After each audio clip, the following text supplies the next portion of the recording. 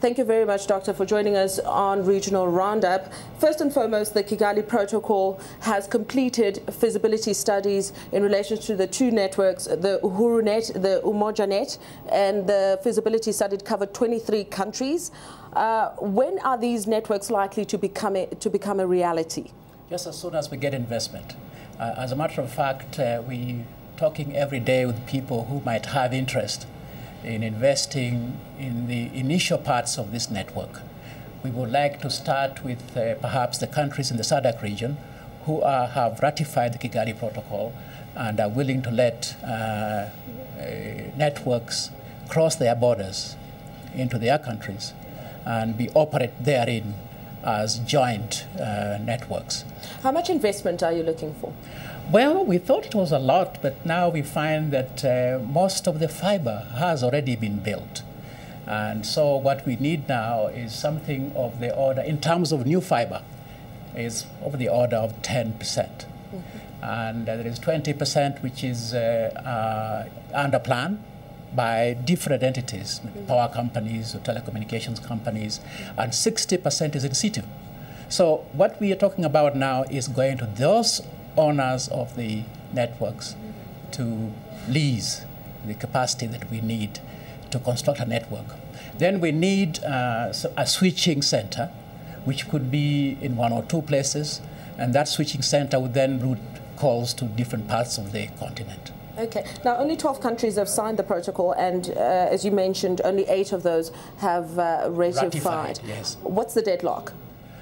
Well, it has to go through the legislatures in the various countries, and people require time to think about this. It takes gestation to make this possible. It doesn't happen immediately. So it's not something we expect it to happen immediately. It is something that needs to be explained to the population so that their members of parliament are willing to ratify something like this, because it's part of the international law.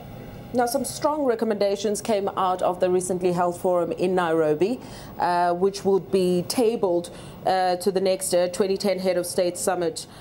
Can you take us through what those recommendations are? No, I haven't seen, because they were not our recommendations. I think they were recommendations from a body that wasn't. And we are glad that they think this is important. Yes. But I believe that what they want is to have the broadband network across African countries built.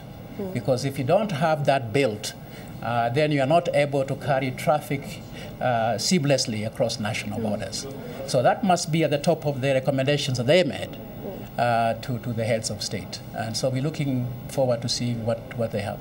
Well, there's been calls for the heads of state to do more. Yes, they must do this. Are they coming to the party? Well, the heads of state are the ones who asked us to move forward with this, so I cannot see them doing something different. And what we need is for them to realize that there are bottlenecks at borders. And when you get to a border, you need to do something different. You know, you get different regulations. Yes. You get impediments of various kinds. What we are saying now is, let's remove them so that somebody can build a link between two cities in different countries. Is there a lack of coordination then? No, it's just, it takes time. You know, it's something, it's a bit like what a farmer does. You plant and it germinates. True. And it takes 7 days, whatever it takes to germinate. So you can't hurry these things. You know, it takes a long time to ratify treaties. Yes. This is something that we all know from dealing with international law. Doctor, when you look at ICT in relation to Africa, there's the affordability issue. It's still very much seen as a luxury on a continent where we're primarily dealing with bread and butter issues. Correct. However, how are you then promoting that?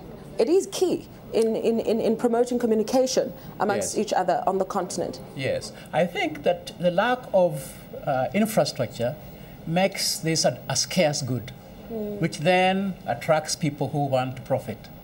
If we have plenty of infrastructure, then there will be competition, and there will be plentifulness of it, so that people don't feel that they have to hoard this, because it doesn't do you any good unless it's being used. And therefore bringing down prices. That will bring down the prices, yeah.